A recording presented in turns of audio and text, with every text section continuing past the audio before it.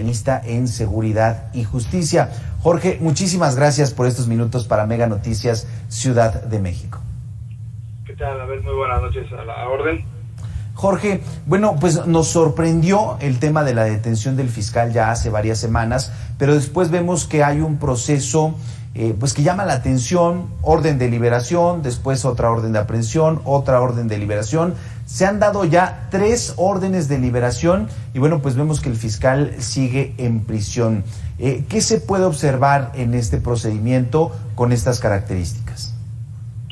Sí, desde mi punto de vista lo más sobresaliente, Abel, es que hay una contumacia de parte de la Fiscalía de la Ciudad de México y de las autoridades investigadoras, puesto que están desobedeciendo tanto disposiciones jurisdiccionales federales como están presuntamente cometiendo un delito federal, en tanto que el fiscal de Morelos tiene la protección constitucional de lo que llamamos el fuero, ¿verdad? El fuero que le protege para que cualquier investigación primero sea aprobada por la Cámara de Diputados.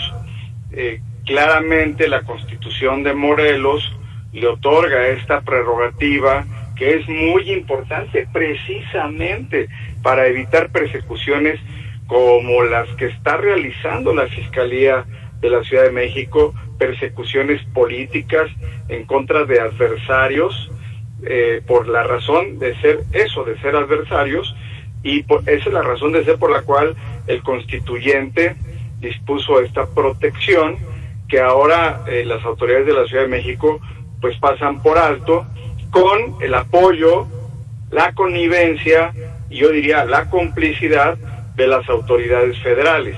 Pero esto, insisto, implica la comisión de un delito federal que en el Código Penal Federal se establece que quien persiga o instaure causa penal a alguien que tiene fuero federal sin habérselo removido previamente, pues estaría cometiendo ese delito en contra de la Administración de Justicia. Entonces, sí vemos esta justicia selectiva de parte muy evidente de la Fiscalía de la Ciudad de México, que pues lejos de protegernos a los ciudadanos, abatir la impunidad que está en niveles históricos, pues más bien ocupa sus energías y sus afanes en este tipo de venganzas y de persecuciones políticas, porque hay que recordarlo, la del fiscal de Morelos no es la única, ¿verdad?, de personajes políticos que son objetos de persecución. Claro. Jorge, estos 3 mandamientos judiciales para obtener su liberación responderían a esto que nos compartes, es decir, se están saltando esta legislación, esto que marca el código, y bueno, pues finalmente, si hay una infracción, vemos la posibilidad, o prácticamente no, de que se pudiera sancionar a quienes han infringido, vamos a decirlo así, la ley y la Constitución. Bueno, de que se da la infracción, ahí queda.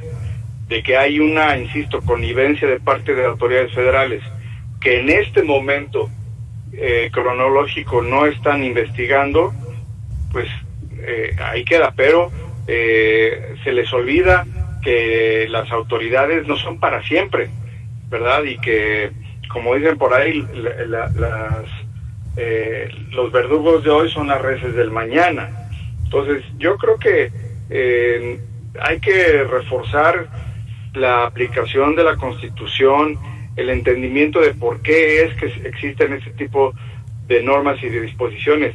Ya hubo un intento de desaforar al fiscal en la Cámara de Diputados y no fue posible. Por eso es que la Fiscalía ha buscado de manera afanosa aplicar las cosas así que de manera forzada, insisto, con el apoyo desmedido, desproporcionado de fuerzas federales, la Marina, el Ejército, etcétera, incluso confinando al fiscal en penales de alta seguridad, pues que no ameritan de ninguna manera esta hazaña.